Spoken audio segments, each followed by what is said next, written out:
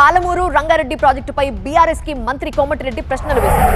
పాలమూరు రంగారెడ్డిపై దుష్ప్రచారం చేస్తున్నారని అన్నారు. 80,000 కోట్ల ప్రాజెక్టుకి 27,000 కోట్ల రూపాయలు ఖర్చు చేస్తే 90% ఎలా పూర్తవుతుంది అన్నారు మంత్రి కోమటిరెడ్డి.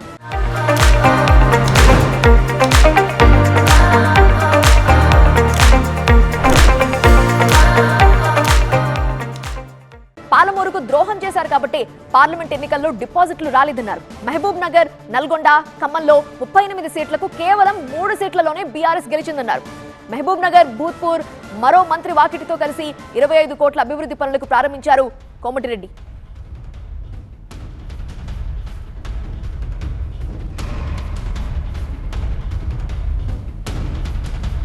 కేసీఆర్ ఒకటే సూటిగా అడుగుతున్న పాలమూరు వేదికగా 90% పూర్తయితే నువ్వు ఖర్చు పెట్టింది 27,000 కోట్లే కదా, ప్రాజెక్టు కాస్ట్ 80,000 కోట్లు ఎట్లయితుంది?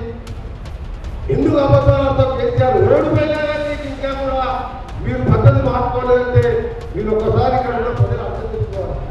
ఆయన అనుకుంటే లక్షల కోట్ల మీద కాళేశ్వరం కట్టుడైపోయింది, పూరుడైపోయింది, ఎకరాలు నీళ్ళు చేయలేదు, పాలమూరు పూర్తి చేయలేకపోతున్నారు. ఆయన మన మీద ప్రేమ లేదు.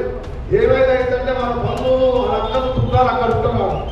దక్షిణ తెలంగాణ నిలబెట్టింది కాబట్టి చివరిగా చెప్తున్నా, మహబూబ్ నగర్లో 13 స్థానాలు కాంగ్రెస్, నల్గొండలో 12కి 11, ఖమ్మంలో 10కి 9.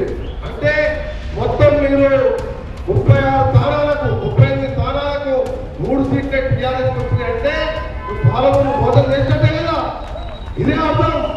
నేను ఒకటే చెప్తున్నా, మన అసెంబ్లీలో పెద్ద మాట్లాడుతున్నారు, బయట మాట్లాడుతున్నారు హరీష్ రావు గారు. మీరే పాలమూరుని అభివృద్ధి చేసుకుంటే 1 సీట్ ఎందుకు వస్తుంది? నీకు పార్లమెంట్లో డిబేట్ ఎందుకు వస్తుంది? 2 పార్లమెంట్ సీట్లు డిబేట్ పోయినాయి కదా. మీరు ఇప్పటికైనా నోరు మూసుకోరా, లేదా ఇంకా అబద్ధాలు మీరు మాట్లాడాలంటే నీకంటే చాలా ఎక్కువ మాట్లాడుతున్నారు.